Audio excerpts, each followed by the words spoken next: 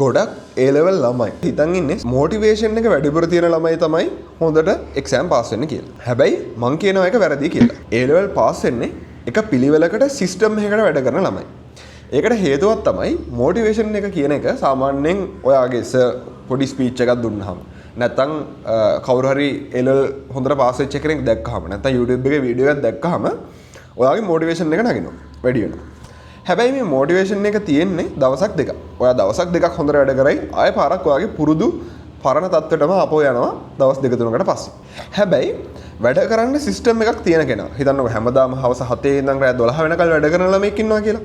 එයා 7 ඉඳන් 12 වෙනකල් විතරයි හැමදාම වැඩ කරන්නේ. වැඩිපුර වැඩ කරන්නෙත් නැහැ, අඩුවෙන් වැඩ කරන්නෙත් නැහැ. හැබැයි එයාට මහන්සි වුණත් එයා වැඩ කරනවා, එයාට නිදිමත වුණත් එයා වැඩ කරනවා, වැස්සත් වැඩ කරනවා, අවුව වුණත් වැඩ කරනවා.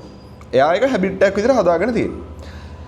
අර මොටිවේෂන් එකක් ඇවිල්ලා දවසක් දෙකක් වැඩ කරලා ආයෙ නවතින ළමයාට වඩා මොටිවේෂන් එක තිබ්බත් නැතත් එක දිගට දවස් 7ම දීර්ඝ කාලයක් පුරාවට පැය 5ක් වැඩ කරන ළමයෙක් ඉන්නවනම් අන්න ඒ ළමයා හොඳ රිසල්ට් එකක් ගන්නවා අර කාලෙන් කාලයට ඇවිල්ලා ගොඩක් වැඩ කරලා ආයෙ වැඩ කරන එක නවත්තන ළමයාට වඩා.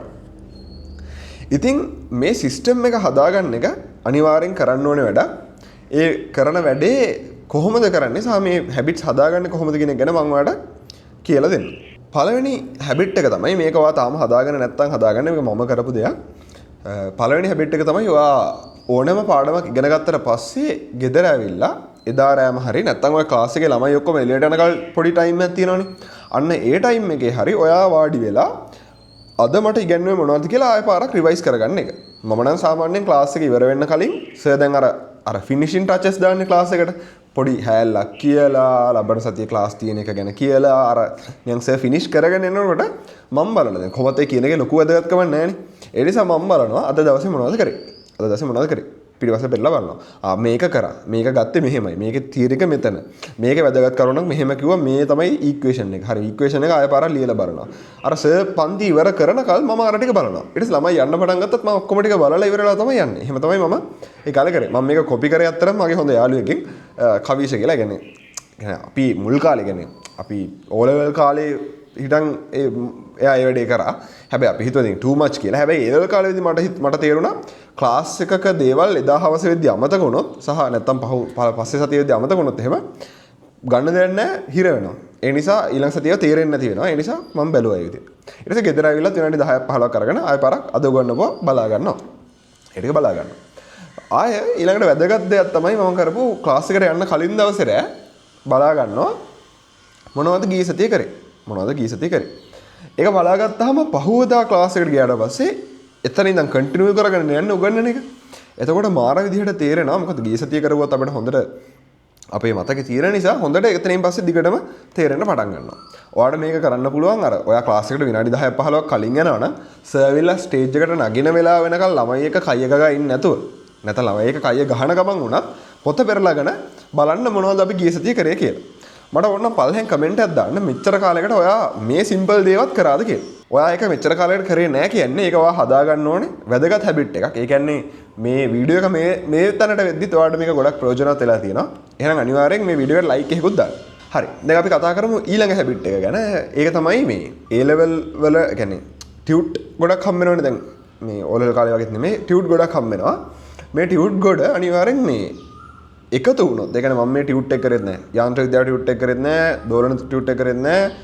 ඔප්ටික්ස් ටියුට් එක කරෙත් නැහැ. දැන් හිර වෙලා. දැන් ඔන්න ගොඩක් තියෙනවා. අර ඒ මට්ටමට આવොත් මේක ගොඩ ගන්න බැරි වෙනවා. ඒ නිසා අර සාමාන්‍යයෙන් සර්ලා කියනවා අද මේ කරපු කැලේ ටික මෙන්න මේ MCQ ටික කරන්න පුළුවන් කියලා. නැත්තම් මෙන්න මේ එසේ ප්‍රශ්න ටික කරන්න. මේ ස්ට්‍රක්චර්ඩ් එසේ එක කරලා එන්න. ඒ වගේ කිව්වහම ඒ සතියෙම දැන් ඔයා එදා හවසම ගිහිල්ලා බලනවනේ උගන්නපු පාඩම් ටික. ඒ වෙලාව නැත්තම් ඒ සතියෙම මැද දවසක හරි අර සර් කරන්න කියපු ප්‍රශ්න ටික සහ සර් බලාගෙන එන්න කිව්වා ඒ ප්‍රශ්න ටික MCQ ටික පේසරු ටික ඒ ඔක්කොම ටික කරන්න ඒ සතියෙම කරන්න. එතකොට ඔයා නොකරපු ප්‍රශ්න කියලා ගොඩක් ඉතුරු වෙන්නේ නැහැ. ඔයාට කියන්නේ පාඩම ඉස්සරහට යනකොට ඔයා ටියුට් එක හිමීට හැම සතියෙම එදාට අදාළ ප්‍රශ්න ටික කරලා ඔයා ටියුට් එක ඉවර කරන් තියෙන්නේ. එතකොට ඔයාට පාඩම ඉවර වුණාම මට මුළු ටියුට් එකක්ම තියනවා කරන්න. එහෙම තත්ත්වයකට එන්නෙත් නැහැ. සහ ඒ වගේම මට දැන් අන්තිම හරියට යද්දි මුල් හරිය කරමු ප්‍රශ්න කරන්න දැන් මට මුල් ටික මතක නැහැ කියන ප්‍රශ්නේ එන්නෙත් නැහැ. කරපු දවසේම ටියුට් එකේ ප්‍රශ්න කරනවා. එතකොට ඔයාගේ අර මතකයේ ගෙන එන්න වැඩි වෙනවා. මොකද ඔයා ක්ලාස් එක ඉවරච්ච ගමන් පොත පෙරලලා බලනවා, ගෙදර ඇවිල්ලා පෙරලලා බලනවා, ඊට පස්සේ ටියුට් එක කරනවා, ඊට පස්සේ ක්ලාස් එකට යන්න කලින් පොත පෙරලලා බලනවා, සර් පාඩම් පටන් ගන්න කලින් ආයෙ පොත පෙරලලා පරණ ඒවා ටික පොඩ්ඩක් බලා ගන්නවා. ඉතින් මේ හැබිට් එක ඔයා A level වලට ආපු ගමන් ළමයෙක් වුණත්, O level වුණත්, ඔයා කැම්පස් එකේ වුණත් කොහේ හිටියත් මේ හැබිට් එක ගොඩක් වැදගත් හැබිට් එකක්. ඒක අපි කැම්පස් ඇවිල්ලා පාවිච්චි කරා ෆස්ට් සෙම් එකේ වගේ නම් දැන් නම් පාවිච්චි කරන්නේ නැහැ අත්‍තරම. මේ ඉස්සර පාවිච්චි කරා එදිනදා වැඩ එදිනදා කරනවා කියන්නේ ඕකට තමයි. හරිද? ඕක තමයි බේසික් හැබිට් එක. ඔය හැබිට් එක හදාගත්තොත් ඔයා අනිවාර්යෙන් ඊසි නිකන් අර C මට්ටමක වගේ ඉන්නවා හැම වෙලේම. ඒ කියන්නේ ඕන වෙලාවක බැලුවොත් C මට්ටමක වගේ ඉන්නවා. මොකද හැම වෙලේම පාඩම් කරපු ළමයෙක් නිසා. ඊට පස්සේ තව නිකන් අර වැදගත් දෙයක් තමයි මට කියන්න බැරි වෙච්ච අර පාඩම් කරන වෙලාව හරියට ෆික්ස් කරගන්න එක. මම සාමාන්‍යයෙන් රෑ පාඩම් කරපු ළමයෙක්. එතකොට මම කරපු දේ තමයි මම හැමදාම රෑ 7 ඉඳන් 12 වෙනකල් එක දිගටම මේසෙට වෙලා වාඩි වෙලා ඉන්නවා. කියන්නේ ඉන්ටර්වල් ගන්නවා. හැබැයි මම මේසෙට වෙලා වාඩි වෙලා ඉන්නවා කියන එක මම ෆික්ස් කරගත්තා. ඒ කියන්නේ මම ඕනම ක්ලාස් එකක් 6ට විතර ඉවර වෙලා 5 මාට 6ට ඉවර වුණොත් මට 7 වෙද්දි ගෙදර එන්න පුළුවන් හැමදාම. මම හැමදාම හවස 7 වෙද්දි ගෙදර එනවා. කවදාවත් මට 7න් පස්සේ ක්ලාස් තිබ්බේ නැහැ. ඒ නිසා මම කරේ හරියන හැමදාම මට එහෙනම් 7:12 කියන වෙලාව ෆ්‍රී. ඒ නිසා මම හැමදාම 7:12 වැඩ කරනවා. මේක වාට එක දවසක දවස් දෙකක විතර ක්ලාස් තිබ්බත් ඉතුරු දවස් 5 හැමදාම මේ වෙලාවට මම කරන්නේ වැඩ කරන එක කියලා ඔයාලට එක වෙලාවක් හදාගන්න පුළුවන්. හිතන්නකෝ ඔයා උදේ නැගිටින ළමයෙක් කියලා. හිතන්න ඔයාට උදේ ක්ලාස් තිබ්බොත් ඔයා යන්න ඕනේ උදේ 5ට නැගිටලා. හරි උදේ ක්ලාස් තිබ්බත් ඔයා 3ට හරි 4ට හරි පටන් අරන් 5 වෙනකල් වැඩ කරලා ක්ලාස් යනවා. උදේ ක්ලාස් තිබ්බේ නැත්තම් ඔයා අනිවාර්යෙන් 4ට නැගිටලා 8 විතර වෙනකල් හැමදාම ඒ පැය ගාන මම වැඩ කරනවා හැමදාම කියන එක හදාගන්න ඕනේ. ඒක හදාගන්න ඔයාට උදව් වෙන එක දෙයක් තමයි මේ. ඔයා හිතන්න එපා මම පාඩම් කරන්න try කරන ළමෙක්. මම පාඩම් කරන්න try කරනවා. මම මේක කරන්න try කරනවා. නෑ. එහෙම හිතාගන්න එපා. මේකට අපි කියනවා identity එකක් හදාගන්නවා. ඒ කියන්නේ මට කියලා මම නිකන් අර මගේ චරිතය මේකයි කියලා මම හදාගන්නවා. දැන් ඒක ඔයා හිතාගන්න ඔයා A level ළමෙක්. A level ළමෙක් කියන්නේ ගොඩක් වෙලාවට කියන්නේ බලන මොන වෙලාවක ගත්තත් එයා A level වලට සම්බන්ධ වැඩක්ම කර කර ඉන්න ඕන ළමෙක් අතර. එයා එක්ක බ්‍රේක් එකක් ගන්නවා නැත්නම් A level වලට සම්බන්ධ වැඩක් කර කර ඉන්නවා. එහෙම ළමෙක් ඔයා එහෙම ළමෙක්. මම A level කරන ළමෙක්. එතකොට පාඩම් කරනවා කියන එක මම කරන්න ඕන දෙයක් නෙවෙයි. ඒක මගේ ඩිෆෝල්ට් එක. ඒ කියන්නේ ඔයා පාඩම් කරන ළමෙක්. ඔයා A level ළමෙක් කියනවා දැන් පාඩම් කර කර ඉන්න ඕන ළමෙක්. අන්න ඒ ඩිෆෝල්ට් එක හදාගන්න. ඒ මයින්ඩ් ෂිෆ්ට් එක පොඩ්ඩක් හදාගන්න. ඒ කියන්නේ අම්මෝ මට පාඩම් කරන එක හෙන අමාරු වැඩක්. මම ඉතින් මට ඕන පාඩම් නොකර ඉන්න පුළුවන්. ඒත් මම මේ හෙන මහන්සි වෙනවා පාඩම් කරන්න කියන ඩෙන්ටිටි එක අයින් කරලා ඔයා හිතන්න එපා වෙන දේවල් ගැන. ඒ කියන්නේ ඔයාට මිස් වෙන ක්‍රිකට් මැච් එකක් තියෙන්න පුළුවන් ගමේ. ඔයාට මිස් වෙන මල ගෙදරක් තියෙන්න පුළුවන්. ඔයාට මිස් වෙන දාන ගෙදරක්, මගුල් ගෙදරක්. ඔයා යන්න කැමති ට්‍රිප් එකක් තියෙන්න පුළුවන්. හැබැයි අවුලක් නැහැ. ඔයා හිතන්න මම පාඩම් කරන ළමෙක්. මේ අවුරුදු 2යි මම මේ වැඩේ කරන්නේ. ඊට පස්සේ මගේ වැඩ ටික මටත් තරම් ෆ්‍රී වැඩ කරන්න පුළුවන්. ඕන දෙයක් කරන්න පුළුවන්. මේ අවුරුදු 2 මම පාඩම් කරන ළමෙක්. ඒ නිසා මම වෙන කිසිම දෙයක් ගැන හිතන්නේ නැතුව පාඩම් කරනවා. පාඩම් කරන එක තමයි මගේ ඩිෆෝල්ට් එක. වැඩ කරන එක තමයි මගේ ඩිෆෝල්ට් එක කියන මයින්ඩ් ෂිෆ්ට් එක හදාගන්න. මේක ඇවිල්ලා දැන් ඔයා හිතනද මම මගේ channel එකේ අලුත් subscribersලා මගේ history එක ගොඩක් දන්නේ නැතුව ඇති. හැබැයි මේ ඔයාලා හිතනද මම හෙනම නියන් අර පොතකට ඇරිලා හිටපු එහෙම කෙනෙක් කියලා. හැබැයි නෑ මම 12 වසර වෙනකල් විතර කැඩටින් කරපු කෙනෙක්. ඊට පස්සේ ප්‍රිෆෙට් බෝඩ් එකේ හිටියා. ඊට පස්සේ සොසයිටිස් වල වැඩ කරා.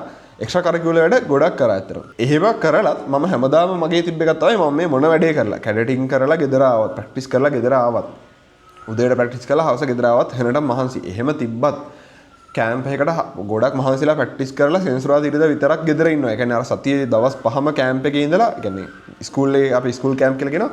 ඒකේ ඉඳලා ආවත් මට හම්බෙන ඕනම දවසක් තිබ්බොත් අර වෙලාව ෆ්‍රී මම අනිවාර්යෙන් වැඩ කරනවාමයි කියන එක හැම වෙලේම තිබ්බා. හරි හැම වෙලේම තිබ්බා. එහෙම තියාගෙන තමයි මේ හැබිට් එක හදාගත්තේ. එතකොට ඔයා අනික් හැම දෙයක්මත් කරනවා. ඒ කියන්නේ ඔයා ස්පෝර්ට්ස් කරනවා වෙන්න පුළුවන්, ඔයා මියුසික් කරනවා වෙන්න පුළුවන්. ඔක්කොම කරනවා. හැබැයි මොනවා කරලා ඔයා ගෙදර ආවත් අර වැඩ කරන වෙලාවේ ඔයා වැඩ කරන වෙලාවේ අනිවාර්යෙන්ම වැඩ කරනවාමයි. අර ඒ හැබිට් එක හදාගත්තාම මාර ස්ට්‍රෙන්ත් එකක් එන්නේ. ඔයාගේ කාලේ නිකන් ගත වුණත්, ඒ කියන්නේ ඔයාගේ කාලේ මොකුත්ම ගෝල් එකක් නැතුව ඔහෙ ගත වුණත් ඔයා හැමදාම වැඩ කරලා, හැමදාම ක්ලාස් එකේ ටියුට් එක කරලා. ඒතර ඔයාලට පාඩම් එකක්වත් අමතකත් නැහැ. ඒ වගේම ඔයාගේ ටියුට් එකත් ඔක්කොම කම්ප්ලීට්. ඔයාලට දැන් පේපර් එකක් දුන්නත් ඔයාලට ලියන්න පුළුවන්, හොඳ ලකුණක් එනකන් ලියන්න පුළුවන්. මොකද ඔයා හැමදාම වැඩ කරපු ළමයෙක් නිසා. ඊළඟට වැදගත්ම දේ තමයි ඔය විදිහට වැඩ කරද්දි දැන් හිතන්න අපි මම උදාහරණයක් ගන්නම් 7-12 වැඩ කරපෙක් කියලා මම කරපු එකත් එක්ක. ඊට පස්සේ දැන් ඔයාලට වෙන්න පුළුවන් තව දෙයක් තමයි මේ වැඩ මිස් වෙන එක. ඒ කියන්නේ මේ සමහර සබ්ජෙක්ට් මිස් වෙන්න පුළුවන්. සමහර සබ්ජෙක්ට් සමහර කොටස් අමතක වෙන්න පුළුවන්. ඒ නිසා මේ ඔයා හොඳ ටයිම් ටේබල් එකක් හදා ගන්නවා. සතියේට දවස් දෙක සබ්ජෙක්ට් එකට තියෙනවා.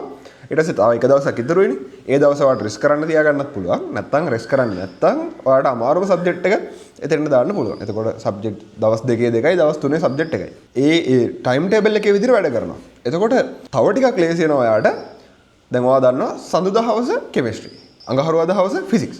බදාදා හවස ආයෙ කෙමිස්ට්‍රි. හරි ඊට පස්සේ ඊළඟ දවසේ කම්බයින්ඩ් මැත්ස්. ඊළඟ දවසේ මෙහෙම කියලා. එතකොට ඔයාලට හැමදාම කියන්නේ හැම සතියෙම ඔයාට ඊසි මතක් වෙනවා. හරි අද සඳනේ අද කෙමිස්ට්‍රි දවස. මම එහෙනම් කෙමිස්ට්‍රි අරන් පාඩම් කරනවා. වැඩ කරනවා. හරි හෙට අද අඟහරුවාදනේ එහෙනම් අද ෆිසික්ස් දවස. එහෙනම් මම ෆිසික්ස් අරන් පාඩම් කරනවා. ওই විදිහට ඔටෝමැටිකලි ඔය දේවල් ටික ඔයාලට මතක හිටිනවා. ඊළඟට ඔයා හදා ගන්න ඕනේ වැදගත්ම හැබිට් එකක් තමයි මේ A level pass papers කරනවා කියන එක. ඉතින් මේ හැබිට් එකත් හදාගන්න හරි ලේසි.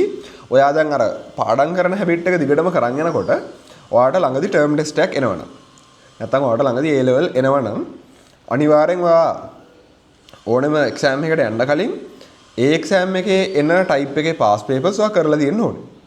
ඉතින් ඒ නිසා ඔයා කරන්න ඕන දේ තමයි ඕනම එක්සෑම් එක ලඟ වෙනකොට මාසයක් විතර තියලා අර හැම පාඩම් කරන ස්ලොට් එකෙන් මම කරන හැමදාම පාඩම් කරන ස්ලොට් එක තියාගන්න කියලා. අන්නේ හැම පාඩම් කරන ස්ලොට් එකේම පොඩි වෙලාවක් අරගෙන පේපර් එකක් කරා. හිතන්න පැය දෙකක් ගත්තා MCQ එකක් කරා. ඊට පස්සේ විනාඩි 5ක බ්‍රේක් එකක් ගත්තා. ආයෙ ඇවිල්ලා MCQ එක මාක් කරා. ඊට පස්සේ මාක් කරපු එකේ තියෙන වැරදි ටික බලාගෙන ඒ ටික පාඩම් කරා. ඒ වැරදි ටික අපි හදාගත්තා ඉක්මනට. ඊට පස්සේ ඊටු ටික පාඩම් කරනවා. ඒක අර පරණ දේවල්. ඒ කියන්නේ මිස් වෙච්ච පාඩම් කරන්න, මිස් වෙච්ච පරණ ඒවා පාඩම් කරන්න, ඊට පස්සේ මිස් වෙච්ච ප්‍රශ්න කරන්න, ඒ ඕන එකක් කරන්න පුළුවන්. දැන් ඔයා පේපර් එක කරද්දී ඔයා දන්නවා ඔයාට මොනවද බැරි වුනේ කියලා. ඒතර හරි ලේසි ඊළඟට මම පාඩම් කරන්නේ මොකද්ද කියන එක ඩිසයිඩ් කරන්න. පේපර් එක කරද්දී තේරෙනවා හරි මට යාන්ත්‍ර විද්‍යාව මෙන්න මේ කොටස බෑ. එහෙනම් ඊළඟට මම පාඩම් කරන්නේ මේ කොටස දිගටම. අර ඒ විදිහට ඔයාලට මේක හදාගන්න මාර ලේසි. ඊට පස්සේ ඔය විදිහට හැමදාම ඔන්න එතකොට එහෙනම් අඟහරුවාදා MCQ එක කරනවා, ආයෙ බදාදා එසේ එක කරනවා, ආයෙ ඊට පස්සේ අඟහරුවාදා ඊළඟ ඉතුරු වෙච්ච දවසේ කෙමිස්ට්‍රි MCQ එක කරනවා, ඊට පස්සේ ආයෙ ඊළඟ දවසේ කෙමිස්ට්‍රි එසේ එක කරනවා, PO පේපර් එක කරනවා, ඇප්ලයිඩ් පේපර් එක කරනවා. ඔය විදිහට ලස්සනට වැඩේ කරන්න පුළුවන්. මේක මේ බයෝලමයටත් ඔක්කොම අදාළයි. හරිද? ඔයා ටෙක් කරනවා නම් ඒ ඕන කෙනෙක්ට මේක අදාළයි. ඔය විදිහට ඔයා වැඩ කරන් ගියොත් ඔයාගේ ලකුණු ටික අනිවාර්යෙන් ගොඩක් වැඩියෙන් වැඩි වෙනවා.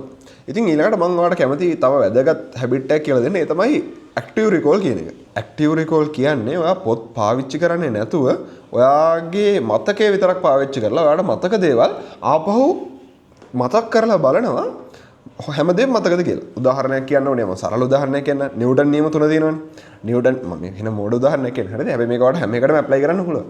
නිව්ටන් නියම 3ම මට මතකද කියලා මතක් කරලා බලනවා. මුල් කාලේ ළමයි නම් හරිද? නිව්ටන් නියම 3ම මතකයි හැබැයි 3 වෙනි එක මතක නැහැ කියලා වෙන්න පුළුවන්. හරිද? මතක නැහැ. එහෙනම් ගියා බලා ගන්න ඕනේ. හරි ඒ වගේ. නැත්තම් මම කරනවා හරි. දැන් අර වතුරේ පාවෙන තියෙන කියන්නේ ෆ්ලුයිඩ් ස්ටැටික්ස් කියලා කියන්නේ අපි. ද්‍රව ස්ථිතිය කියලා කියන්නේ. ද්‍රව ස්ථිතියේ මේ තියෙන ඉක්වේෂන් මොනවද? අර මේ ඉපුළුන් නියමය ෆ්ලෝටිං ලෝ ෆ්ලෝටිං කියලා තියෙන ඒකේ මොකද්ද වෙන්නේ? ආකිමිඩිස් නියමය. ආකිමිඩිස් නියමය මොකද වෙන්නේ? හරි. ඒ ටික තමයි තිබ්බේ නේද? මේ දෙක පාවිච්චි කළා ඕන ගානක් හදන්න පුළුවන්.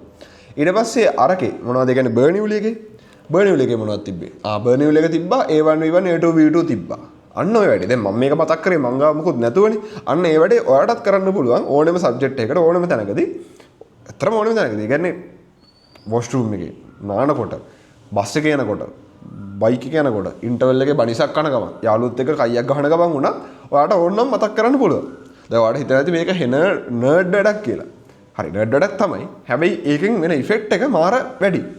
ඒ කියන්නේ ඔයා බස් එකේ යද්දි කට්ටියත් එක්ක ආතල් එකේ කයියක් ගහ යන ගමන් ඉඳලා හිටලා කයිය නැවතුනහම ඔයා මොකක් හරි මතක් කරලා බලනවා. මට අද පාඩමේ ගොන්නපුවා මතකද? අද පාඩමේ පොයින්ට් 5ක් ගන්නවා මට ඒ පොයින්ට් 5 මතකද? එහෙම try කරලා බලන්න. ඉතින් මේක ගැන වැඩිපුර විස්තර දෙන වීඩියෝ එකක් පල්ලෙහා මම ලින්ක් කරලා තියන්නම්. මම end screen එකක් දාන්න. මේ වෙලාව active recalling ගැන මම කරපු ලොකු වීඩියෝ එකක්. ඉතින් මේ habit එක හදාගන්න ගැන වැඩිපුර බලන්න ඕන නම් ඔයා මේ වීඩියෝ එක යන්න. ඉතින් මේ වගේ මේ වීඩියෝ එක ගොඩක් වැදගත් වුණා කියලා ඔයා හිතනවා නම් අනිවාර්යයෙන් මගේ channel එක subscribe කරන්න. මේ channel එකේ study guide මම ඉදිරියට ලොකුවර. එහෙනම් මේ වගේ පට්ට වැදගත් වීඩියෝ එකකින් ආයෙ හම්බෙමු.